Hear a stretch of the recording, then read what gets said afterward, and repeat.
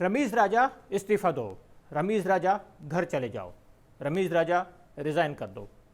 ये वो आवाज़ें थीं जो इमरान खान की हुकूमत ख़त्म होने के बाद हर तरफ से आ रही थी और सोशल मीडिया पर तो ट्रेंड्स भी चलाए गए, रिज़ाइन रमीज राजा और गो रमीज राजा गो। लेकिन उसके बावजूद रमीज राजा ने अभी तक इस्तीफ़ा नहीं दिया और अब ये लग रहा है कि वो इस्तीफ़ा नहीं देंगे जब तक उन्हें हुकूमत उठाकर घर नहीं भेज देगी। लेकिन ऐसा होता हुआ नज़र नहीं आ रहा, क्योंकि रमीज राजा कोई एक आम आदमी नहीं है या कोई एक ऐसा ब्यूरोक्रेट नहीं है जिसकी अपॉइंटमेंट ने तो वज़ीर आज़म ने की है, लेकिन उसे घर भेजना इतना आसान हो। वो पाकिस्तान के साबिक़ कप्तान हैं, वो वर्ल्ड रिनाउंड कमेंटेटर हैं और दुनिया में एक उनका नाम है और उन्हें आए हुए ज़्यादा टाइम भी नहीं हुआ, 7-8 महीने हुए उन्हें पीसीबी में आए हुए एज चेयरमैन। और उनके दौर में वो सारी चीज़ें नहीं हुई जिनके ऊपर तनकीद की जा रही है। अगर मैं बात करूं डिपार्टमेंटल क्रिकेट के ख़त्म होने की, अगर मैं बात करूं 6 टीमों के स्ट्रक्चर की, अगर मैं बात करूं क्लब क्रिकेट को बंद करने की, अगर मैं बात करूं डोमेस्टिक और ग्रास रूट लेवल पर जो गलतियां की हैं साबिक़ चेयरमैन ने या इमरान खान साहब के कहने पर जो उनके तैनात की हुई जो टीम थी, वसीम खान और एहसान मानी, उन्होंने जो स्ट्रक्चर बनाया था पाकिस्तान क्रिकेट का और डोमेस्टिक क्रिकेट का ख़ास तौर से, तो वो चीज़ें जो है वो पिछले दौर में हुई थी। रमीज राजा ने उस पर कुछ नहीं किया। तो ये वो चीज़ें थी जो कि इस वक्त मौजूए बहस हैं, जो सबसे ज़्यादा जो है जिनके ऊपर तनकीद की जा रही है कि डोमेस्टिक इंफ्रास्ट्रक्चर को बहुत ज़्यादा नुकसान पहुंचा और जो साबिक़ चेयरमैन हैं उन्होंने इमरान खान के कहने पर काफ़ी ज़्यादा नुकसान पहुंचाया है क्रिकेट को, जो कि हकीकत है और इसको मानना चाहिए कि डिपार्टमेंटल क्रिकेट का बंद होना पाकिस्तान क्रिकेट के लिए बहुत ज़्यादा नुकसानदेह साबित हुआ और उसके बहुत ज़्यादा असरात हमें नज़र आए। 6 टीमों का जो स्ट्रक्चर है उसके ऊपर पूरा डोमेस्टिक बनाने की कोशिश की गई। उन 6 टीमों के नीचे कुछ नहीं था और वो 6 टीमें ऐसी हैं जैसे पहले हम माजी में देखते थे, जैसे सलमान बट ने भी कल कहा कि ये जो सिस्टम है 6 टीमों पर, ये पहले भी मौजूद था और इसे हम देखते थे पेंटेगुलर के नाम से जो है वो इवेंट कराया जाता था हर साल पाकिस्तान के डोमेस्टिक में और उसके अंदर ये टीमें खेलती थीं। डिपार्टमेंटल क्रिकेट को अलग रखा जा सकता था और नए स्ट्रक्चर को भी साथ लेकर चला जा सकता था, इसमें कोई इतनी बुराई नहीं थी। लेकिन अब जहाँ तक बात है रमीज राजा की, तो रमीज राजा के लिए काफ़ी मुश्किल दिन थे जो उन्होंने गुजारे। हुकूमत की तब्दीली के बाद वो ज़्यादा टाइम पीसीबी के हेड ऑफिस में भी नहीं आए, अपने ऑफिस आकर भी नहीं बैठे, घर पर रहे, सूरत हाल देखते रहे और उन्हें कहा गया मुख्तलिफ़ हलकों की जानिब से कि आप रिज़ाइन करें, लेकिन उन्होंने कहा कि अभी देखो और वेट करो। तो वही सूरत हाल थी। अब लग ये रहा है कि उन्हें कुछ हुकूमती हलकों की जानिब से भी ये कहा गया कि अभी आप रिज़ाइन न करें और अभी सूरत हाल को देखें, क्योंकि जो नई हुकूमत आई है उसके सामने सबसे पहले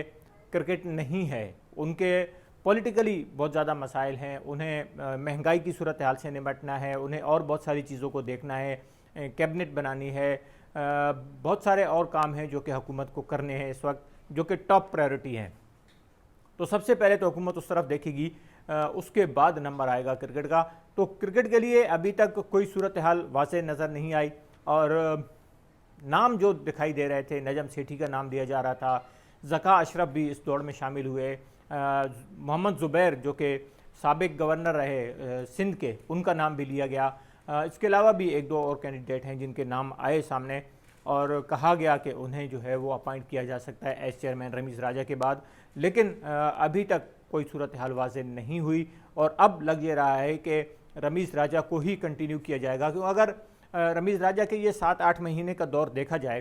तो उसमें कुछ अच्छी चीज़ें भी हुई हैं, कुछ गलतियां भी हुई हैं उनसे, या ये कहा जाए कि कुछ उनकी नाकामियां रही हैं। अगर देखा जाए 4 नेशन टूर्नामेंट की उन्होंने बात की थी, वो टूर्नामेंट आईसीसी में गया और उसके बाद रमीज राजा का ये कहना था, जब वहाँ पर मौजूद थे आईसीसी की मीटिंग में, तो उन्होंने ट्वीट किया कि मैं पाकिस्तान आकर इसके ऊपर डिटेल बताऊंगा और काफ़ी हौसला अफजा बात है। उसमें उन्होंने 4 टीमों के एक टूर्नामेंट की बात की थी जिसमें पाकिस्तान, इंडिया शामिल थे। और अगर ये टूर्नामेंट होता तो ये एक बहुत ज़बरदस्त बात होती पाकिस्तान क्रिकेट के लिए और खित्ते की क्रिकेट के लिए, जो कि अगर उसमें पाकिस्तान आता है, इंडिया, ऑस्ट्रेलिया, इंग्लैंड, तो एक बड़ा टूर्नामेंट होता। लेकिन आईसीसी ने उसको रिजेक्ट कर दिया। जो आईसीसी की प्रेस रिलीज आई तो उसमें ये लिखा हुआ था कि इस टूर्नामेंट को यूनानिमसली, इस आइडिया को जो है वो रिफ्यूज़ कर दिया गया। तो ये एक नाकामी रमीज़ राजा की। उसके अलावा ड्रॉप इन पिचेस का रमीज़ राजा ने आइडिया दिया था कि ड्रॉप इन पिचेस जो है वो पाकिस्तान में लाई जाएंगी। उस टाइम भी सब ने मुखालफत की कि यहाँ पर ड्रॉप इन पिचेस का आइडिया जो है वो नहीं काम कर सकता और यहाँ पर उनकी ज़रूरत नहीं है, क्योंकि पाकिस्तान के अंदर क्रिकेट के अलग से स्टेडियम मौजूद हैं और पाकिस्तान में ड्रॉप इन पिचेस नहीं चल सकती।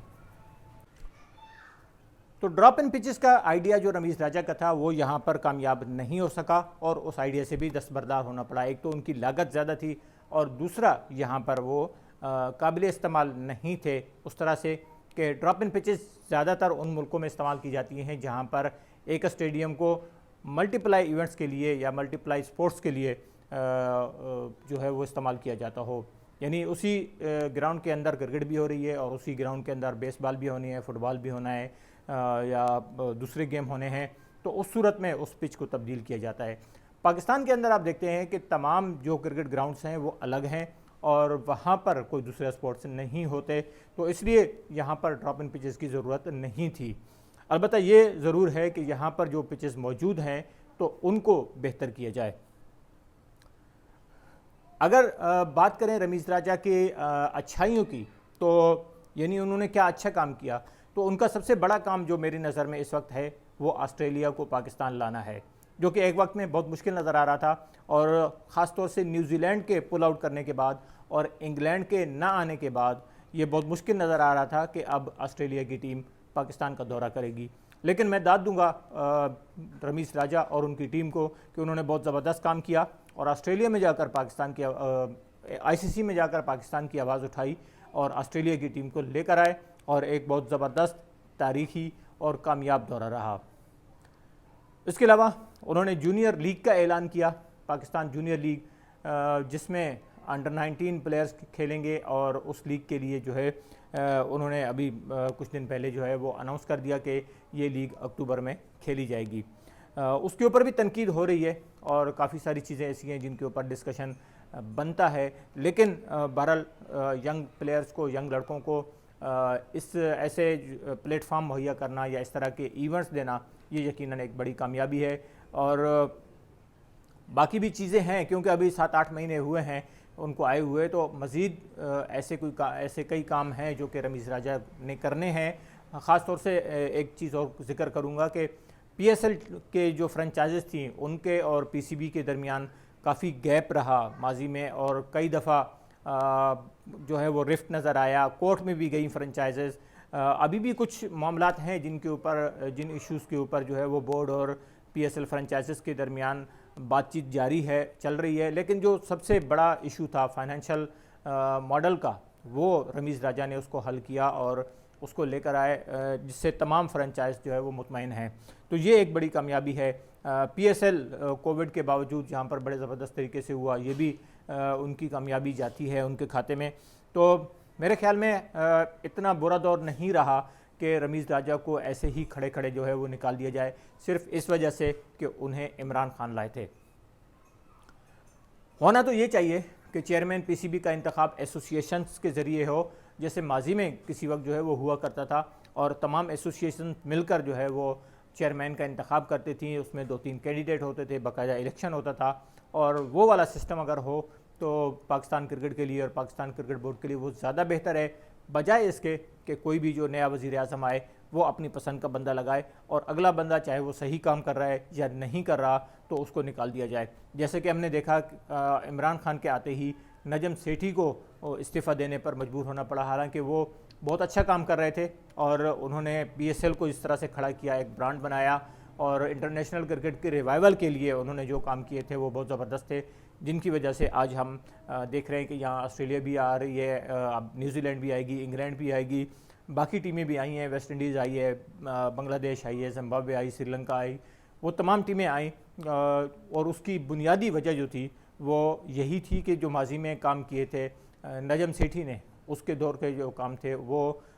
उनका फल हमें मिला। उस वक्त जो वर्ल्ड 11 आई थी, फिर वो जिम्बाब्वे की टीम को लेकर आए, फिर वेस्ट इंडीज़ की टीम को लेकर आए, तो उसका सिला जो है वो अब आकर मिल रहा है। तो ये वो चीज़ें थी जो कि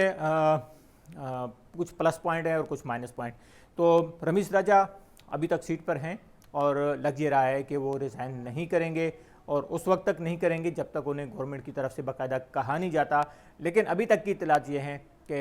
गवर्नमेंट के ही कुछ अफसरान ने या कुछ जो शहबाज शरीफ के करीबी दोस्त हैं, उन्होंने ये कहा है कि अभी आप वेट करें और ख़ुद से रिज़ाइन ना करें, गवर्नमेंट आपको बताएगी, हुकूमत बताएगी कि क्या करना है, उसके बाद कोई स्टेप उठाइएगा। तो